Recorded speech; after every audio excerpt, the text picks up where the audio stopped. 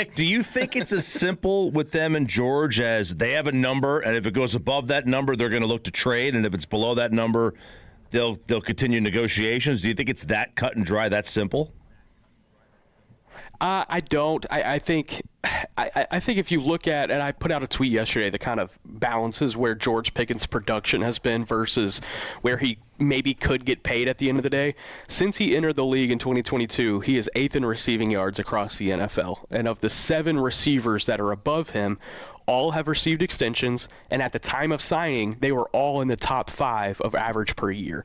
And so using that same kind of logic, is George Pickens going to land a contract that lands him in the top 5 of average per year? And if he does, that floor is $32.5 million. That's where Garrett Wilson and the New York Jets sits right now.